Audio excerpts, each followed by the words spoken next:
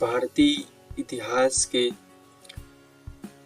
30 महत्वपूर्ण क्वेश्चन को सॉल्व करेंगे, जो आने वाले छात्रावास अधीक्षक और पटवारी के एग्जाम के लिए बहुत ही महत्वपूर्ण हैं। तो आज हमारे YouTube चैनल को सब्सक्राइब कीजिएगा, जिससे आपको जो भी नए नए वीडियो लेक्चर डलेंगे उसकी नोटिफिकेशन आपको मिलता ही जाएगा। तो आज का पहला क्वेश्चन है, चावल की खेती के साक्ष्य कहाँ से मिले हैं? ऑप्शन ए पहला है चीन, ऑप्शन बी है फिलीपींस, ऑप्शन सी है भारत, ऑप्शन डी है जापान। तो आप ऑप्शन पढ़ा तो आप लोग समझ गए होंगे कि इसका आंसर क्या है। बिल्कुल सही समझे, इसका आंसर है सी, भारत। क्वेश्चन नंबर 2, निम्न में से किस को चालकोलिथिक युग कहा जाता है? ऑप्शन ए है पुरापाषाण काल, ऑप्शन बी है नवपाषाण काल, ऑप्शन सी है ताम्रपाषाण काल, ऑप्शन डी है मुगल। तो इसका सही आंसर है ताम्रपाषाण काल। क्वेश्चन नंबर 3, सिंधु सभ्यता का प्रसिद्ध नगर धौलावीरा स्थित है। Option A Punjab, option B Rajasthan, option C Gujarat, option D Haryana. तो इसका सही आंसर है ऑप्शन सी गुजरात। सिंधु सभ्यता बहुत प्राचीन सभ्यता है। उसके प्रसिद्ध नगर धौलावीरा गुजरात में स्थित है। अब देखते हैं क्वेश्चन नंबर 4, निम्नलिखित में से किस हड़प्पाकालीन स्थल में बंदरगाह था? Option A Lothal, option B Kalibanga, option C Ropar, option D Chanhudaro. तो इसका सही आंसर है option A Lothal. Question number 5, Vaisheshika दर्शन के प्रेरणा ऋषि का नाम है? वैशेषिक दर्शन के प्रेरणा ऋषि का नाम है। Option A Kanad, option B Kapil, option C Jaimini, option D Gautam. इसका सही आंसर है option A Kanad. Question number 6, निम्नलिखित में से किसे परमाणुवाद का जनक कहा जाता है? तो परमाणुवाद का जनक किसे कहा जाता है? सोचो, क्योंकि ये बहुत ही इम्पोर्टेंट क्वेश्चन है। तो ऑप्शन ए है महर्षि कपिल, ऑप्शन बी दिया गया है महर्षि गौतम, ऑप्शन सी दिया गया है महर्षि कणाद, ऑप्शन डी दिया गया है महर्षि पतंजलि। तो इसका सही आंसर है ऑप्शन सी कणाद।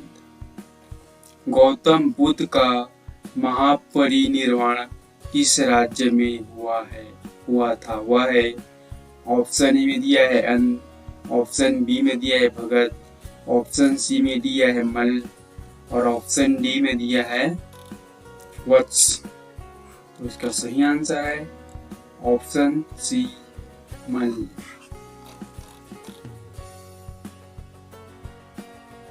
क्वेश्चन नंबर 8, वह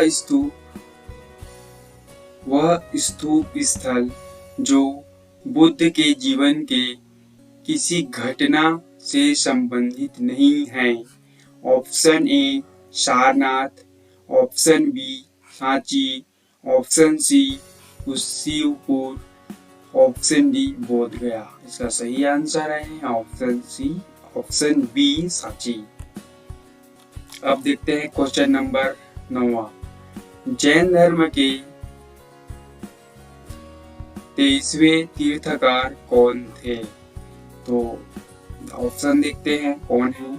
ऑप्शन ए में दिया गया है आदिनाथ, ऑप्शन बी में दिया गया है पार्श्वनाथ, ऑप्शन सी में दिया गया है शांतिनाथ, ऑप्शन डी में दिया है सुमतिनाथ।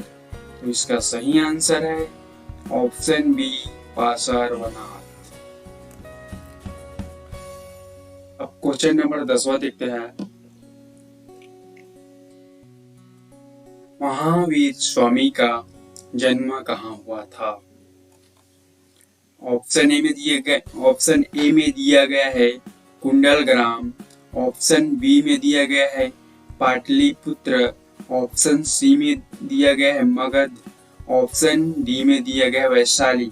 इसका सही आंसर है ऑप्शन ए कुंडलग्राम। ये कहाँ पे है कुंडलग्राम? वैशाली के कुंडलग्राम में महावीर स्वामी का जन्म हुआ था। महावीर स्वामी जैन धर्म के 24वें तीर्थकार थे।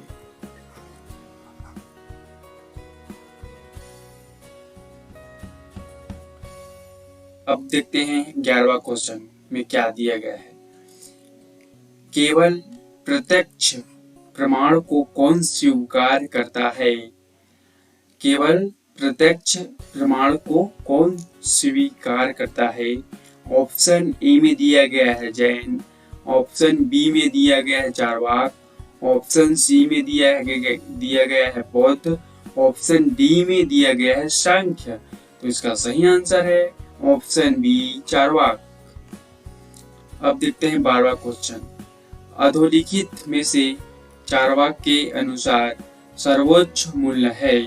ऑप्शन ए में दिया गया है धर्म, ऑप्शन बी में दिया गया है अर्थ, ऑप्शन सी में दिया गया है काम, ऑप्शन डी में दिया गया है मोक्ष। तो इसका सही आंसर है ऑप्शन सी काम। अब देखते हैं 13वां क्वेश्चन। भागवत धर्म के प्रवर्तक थे। भागवत धर्म के प्रवर्तक थे। अब देखते हैं ऑप्शन में कि कौन है ना। तो अब देखते हैं कि ऑप्शन ए में दिया गया है जनक, ऑप्शन बी में दिया गया है कृष्ण, ऑप्शन सी में दिया गया है यज्ञवल्क्य, ऑप्शन डी में दिया गया है सूरदास। तो इसका सही आंसर है ऑप्शन बी कृष्ण। अब देखते हैं 14वां क्वेश्चन में क्या दिया गया है ना। तो वासुदेव कृष्ण की पूजा सर्वप्रथम किसने प्रारंभ की थी? वासुदेव कृष्ण की पूजा सर्वप्रथम किसने प्रारंभ की थी? ऑप्शन ए में दिया गया है भागवत ने, ऑप्शन बी में दिया गया है वैदिक आर्यों ने, ऑप्शन सी में दिया गया है तमिलों ने, और ऑप्शन डी में दिया गया है अभीरों ने। तो अब देखते हैं कि इसका सही आंसर क्या है। तो इसका सही आंसर है ऑप्शन ए भागवत में। 15वां क्वेश्चन देखते हैं। निम्नलिखित में से कौन एक मगध साम्राज्य की राजधानी नहीं रहा है? ये बहुत मोस्ट एमपी क्वेश्चन है। ये पेपर में कई बार आ चुका है, CGPSC, सिटी व्यापम। तो इस क्वेश्चन को बहुत ध्यान से देखिएगा, ठीक है। अब देखते हैं कि ऑप्शन में क्या क्या दिया गया है ना। तो ऑप्शन ए में दिया गया है गिरिव्रज, ऑप्शन बी में दिया गया है राजगिरी, ऑप्शन सी में दिया गया है पाटलिपुत्र, और ऑप्शन डी में दिया गया है कौशाम्बी। तो इसका सही आंसर है ऑप्शन डी कौशाम्बी। अब 16वां क्वेश्चन देखते हैं। 16वां क्वेश्चन में क्या दिया गया है। प्राचीन भारत के प्रथम साम्राज्य के रूप में कौन सा महाजनपद विकसित हुआ? तो अब देखते हैं कि कौन विकसित हुआ था। तो पहला ऑप्शन दिया गया है कौशल, दूसरा ऑप्शन दिया गया है मगध, तीसरा ऑप्शन दिया गया है कुरु, और चौथा ऑप्शन दिया गया है पंचाल। तो इसका सही आंसर है ऑप्शन बी मगध। प्राचीन भारत में 16 महाजनपद थे। सबसे बड़ा महाजनपद मगध था। ये क्वेश्चन कई बार आ चुका है। प्रारंभिक गणतंत्र में कौन सा नहीं था? ऑप्शन ए में दिया गया है शाक्य, ऑप्शन बी में दिया गया है लिच्छवी, ऑप्शन सी में दिया गया है यौधेय और ऑप्शन डी में दिया गया है उपर्युक्त सभी।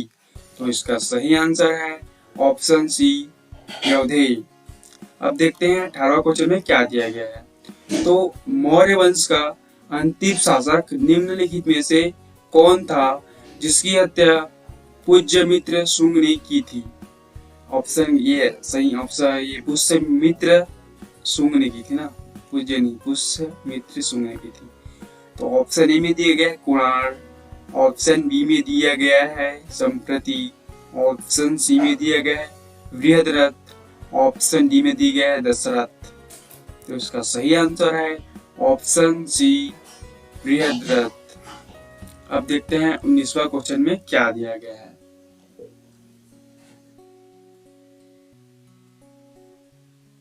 अशोक महान निम्नलिखित वैसे किस प्राचीन राजवंश से संबंधित था? यह एकदम सिंपल क्वेश्चन है, इसको आप लोग सुनते ही समझ गए होंगे कि इसका आंसर क्या है।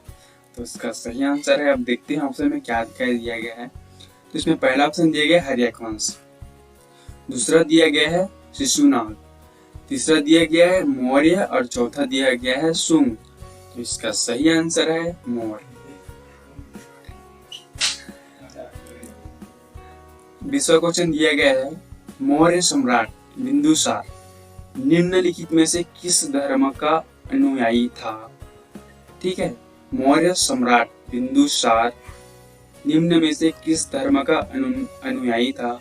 तो ऑप्शन ए में दिया गया है वैदिक धर्म, ऑप्शन बी में दिया गया है बौद्ध धर्म, ऑप्शन सी में दिया गया है जैन धर्म, ऑप्शन डी में दिया गया है आजीवक धर्म। तो इसका सही आंसर है ऑप्शन डी आजीवक धर्म।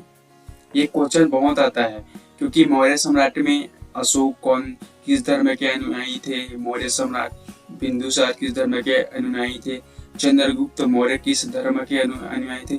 ये सब क्वेश्चन बार बार क्वेश्चन में पेपर में आता है। तो इस क्वेश्चन को थोड़ा अच्छे से देखो और अच्छे से सॉल्व करना, और जो बता रहा हूँ उसको फोकसली सुनो, क्योंकि ये एग्जाम में जब पढ़ के जाओगे तो याद नहीं रहता, बट ऐसे सॉल्व किया रहोगे ना बहुत अच्छे से काम आता है।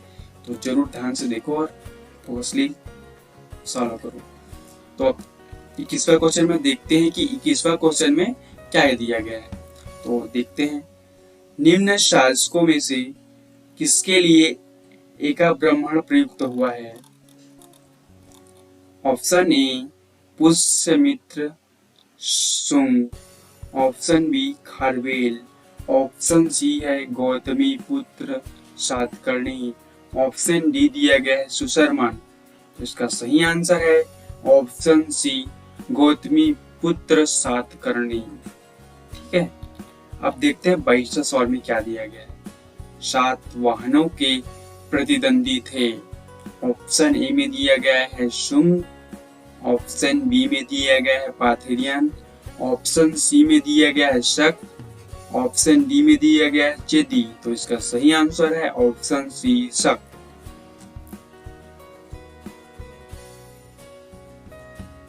अब देखते हैं 23वां क्वेश्चन में क्या दिया गया है। तो भूमिदान प्रथा का आरंभ किया। ऑप्शन ए में दिया गया है वाकाटकों द्वारा, ऑप्शन बी में दिया गया है पुष्यमित्रों द्वारा, ऑप्शन सी में दिया गया है शुंग वंश द्वारा और ऑप्शन डी में दिया गया है सातवाहनों द्वारा। तो इसका सही आंसर है सातवाहनों द्वारा। अब देखते हैं 24वें क्वेश्चन में क्या दिया गया है। प्रसिद्ध नाटककार और कवि कालिदास किसके राज दरबार में 9 रत्नों में से एक था? तो अब देखते हैं ऑप्शन में क्या क्या दिया गया है।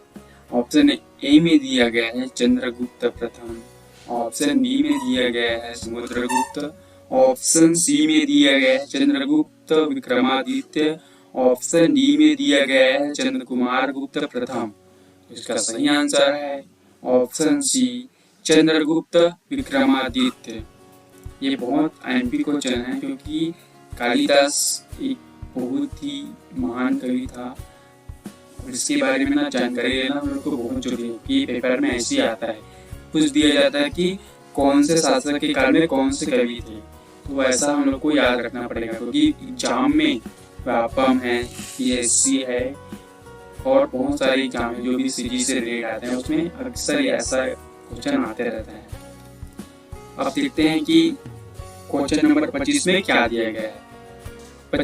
प्रयाग प्रशस्ति में निम्नलिखित में से किस गुप्त सम्राट की उपलब्धियों को उत्कीर्णित गया है। ठीक है, तो इसका हम देखते हैं ऑप्शन में क्या क्या दिया गया है।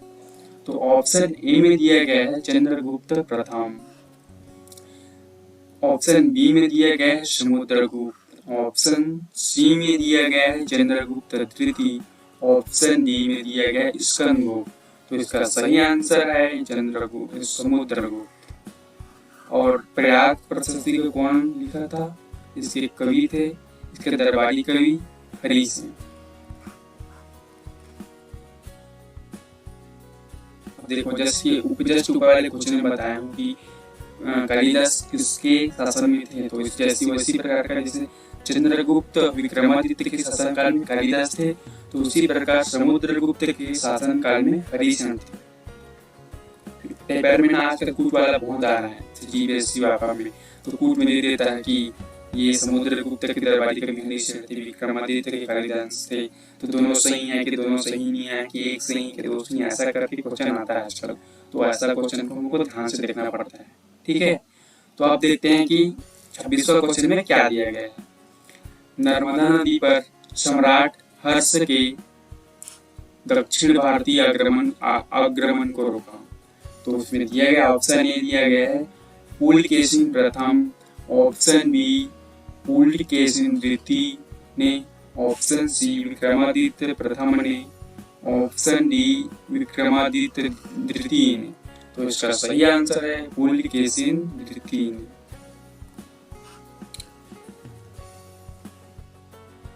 अब देखते हैं कि 27वां क्वेश्चन में क्या दिया गया है। आज भी भारत में वेंशांग को याद करने का मुख्य कारण क्या है। तो ऑप्शन ए में दिया गया है हर्ष के प्रति सम्मान, ऑप्शन बी में दिया गया है नालंदा में अध्ययन, ऑप्शन सी में दिया गया है बौद्ध धर्म में आस्था और ऑप्शन डी में दिया गया सीयूकी की रचना। तो इसका सही आंसर है ऑप्शन डी सीयूकी। इंसान के जो सीयूकी यात्रा वृत्तांत है उसमें बहुत सारी जानकारी भारत के इतिहास के बहुत महत्वपूर्ण है। अब देखते हैं कि क्वेश्चन नंबर 28 में क्या दिया गया है। और दिया गया कि गुप्तोत्तर युग के में प्रमुख व्यापारिक केंद्र था, गुप्तोत्तर युग में प्रमुख व्यापारिक केंद्र था। ऑप्शन ए में दिया गया है कन्नौज, ऑप्शन बी में दिया गया है उज्जैन, ऑप्शन सी में दिया गया है धार, ऑप्शन डी में दिया गया है देवगिरी। तो इसका सही आंसर है ऑप्शन ए कन्नौज। अब देखते हैं 19वां क्वेश्चन में क्या क्या दिया गया है। 29वां में 12वीं सदी में राष्ट्रकूट वंश के 5 शिलालेख किस राज्य में मिले हैं। राष्ट्रकूट वंश के 5 शिलालेख किस राज्य में मिले हैं। तो ऑप्शन ए में दिया गया है तमिलनाडु, ऑप्शन बी में दिया गया है कर्नाटक, ऑप्शन सी में दिया गया है केरल और ऑप्शन डी में दिया गया है महाराष्ट्र। तो इसका सही आंसर है ऑप्शन बी कर्नाटक। ठीक है, अब लास्ट क्वेश्चन देखते हैं 30 नंबर का। निम्नलिखित में से कौन से द्रविड़ शैली के मंदिर स्थापत्य की अनोखी विशेषता है। ठीक है, द्रविड़ शैली भारत में कितने प्रकार की मंदिर शैली हैं। उत्तर भारत में क्या चलता है नागर शैली, दक्षिण भारत में दक्षिण भारत में चलता है आपका द्रविड़ शैली और उत्तर भारत में नागर शैली और दक्षिण भारत में द्रविड़ शैली, दोनों की मिश्रण को बोलते हैं बेसा शैली। तो पेपर में आता है उत्तर भारत में कौन सा शैली चलता है, दक्षिण भारत में कौन सा शैली, है ना, इसको ध्यान में रखना चाहिए, है ना। तो अब देखते हैं ऑप्शन में क्या है। ऑप्शन में दिया गया है अमरम, ऑप्शन बी में दिया गया है विमान, ऑप्शन सी में दिया गया है अंतराल, और ऑप्शन डी में दिया गया है गोपुरम। सोचो इसका आंसर क्या है। मुझे पता है आप लोग जान भी होंगे, फिर भी सोच के देखता हूँ, पहले बताओ। कमेंट करना कि इसका आंसर क्या है, ठीक है? फिर बता रहा हूँ। तो आप लोग जान गए होंगे कि इसका आंसर क्या है ना? इसका सही आंसर है ऑप्शन डी गोपुरम।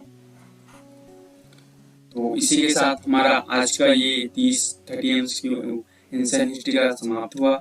अब नेक्स्ट लेक्चर में हम लोग देखेंगे कि मिडिवल हिस्ट्री के 30 मोस्ट आईएमपी क्वेश्चन कौन कौन होते हैं। तो इसी के साथ हमारा लेक्चर समाप्त होता है। धन्यवाद।